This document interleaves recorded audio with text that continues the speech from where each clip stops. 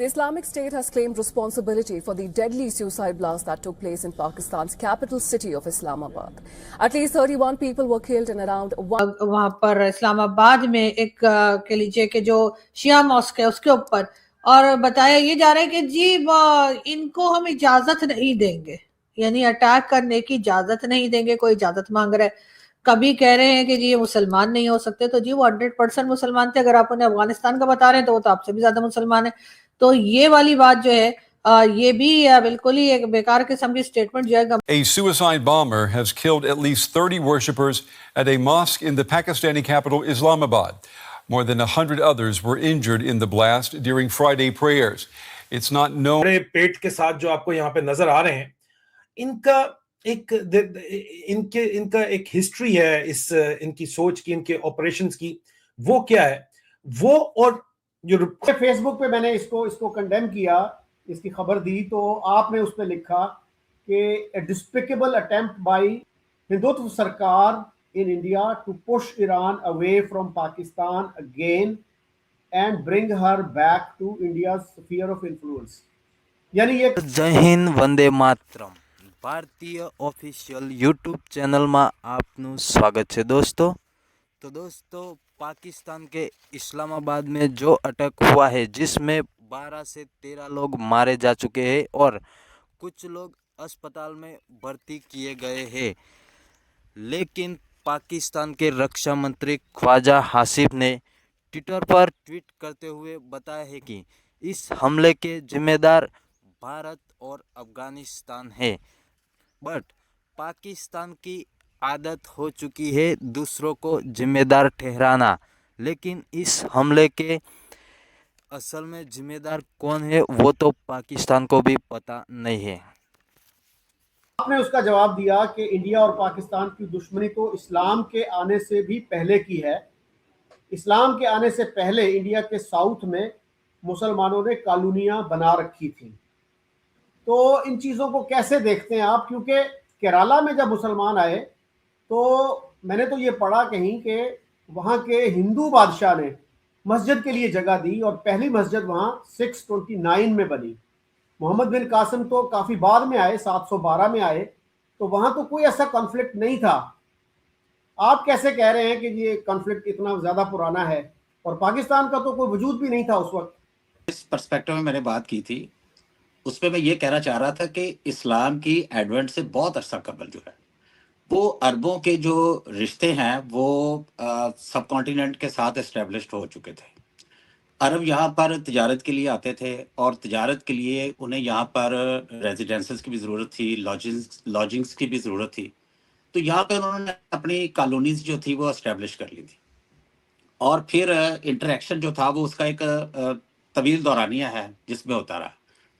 तो उसमें फिर जब इस्लाम आता है तो फिर इन अरब ट्रेडर्स के साथ जो इस्लाम था उसकी प्रीचिंग भी यहाँ पे आई और उन्होंने यहाँ पर इस्लाम का मैसेज जो था वो यहाँ पे फैलाना शुरू कर दिया। आप बिल्कुल दुरुस्त कह रहे हैं कि अरब जो है वो मिलिटेंसी जो है वो तो 712 के बाद ही हमें यहाँ पे नज़र आती है और उसके बाद फिर एक यहाँ पर हिजरत का सिलसिला जो है वो शुरू हो जाता है।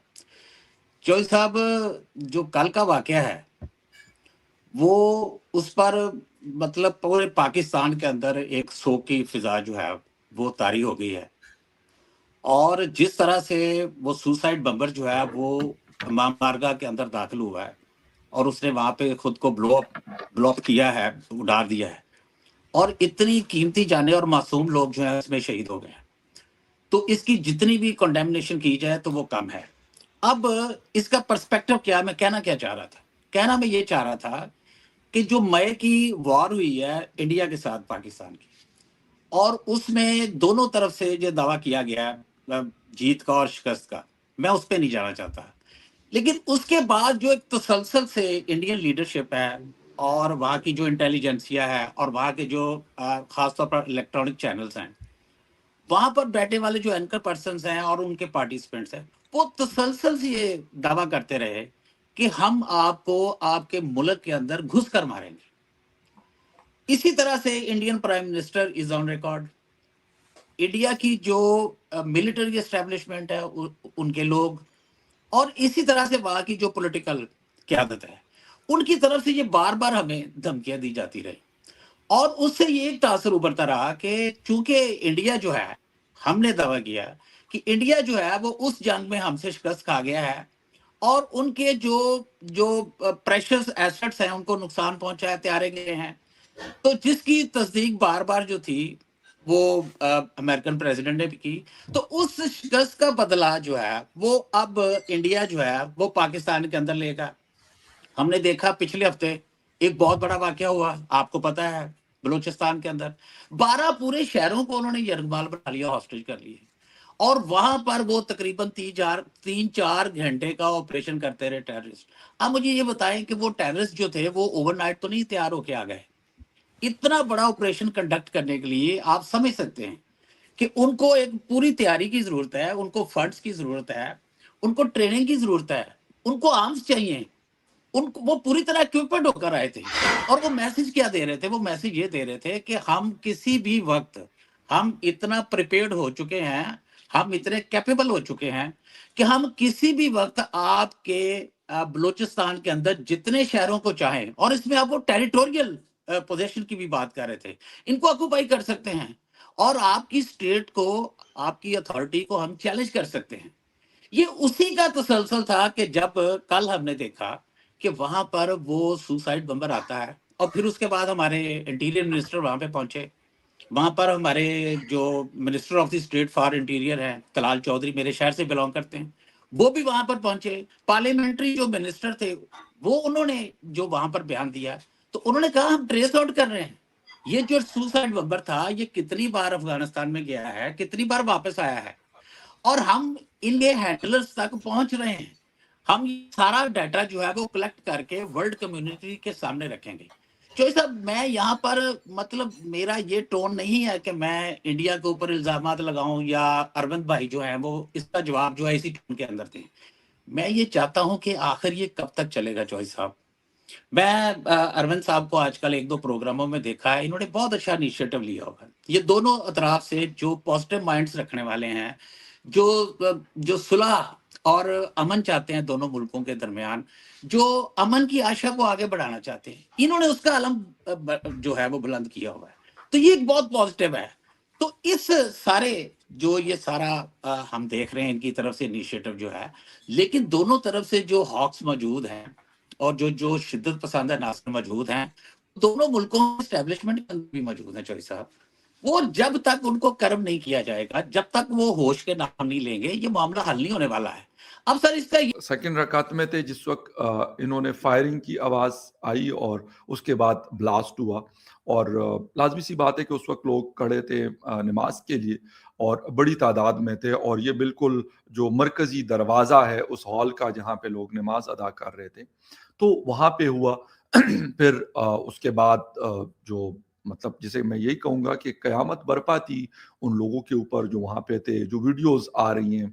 और फिर एक चीज़ आरज़ू, जो बड़ा दुख होता है जिस चीज़ का, इंसिडेंट हुआ, लोगों की जानें गई, लेकिन हमारा मीडिया 1 घंटे तक, कहते हैं कि मुझे खैर कहीं से खबर मिली कि बताया गया था कि जब तक वो उज़्बेकिस्तान का डेलीगेशन यहाँ पे कोई इवेंट चल रहा था इस्लामाबाद में, तो आप उसको ना दिखाएं।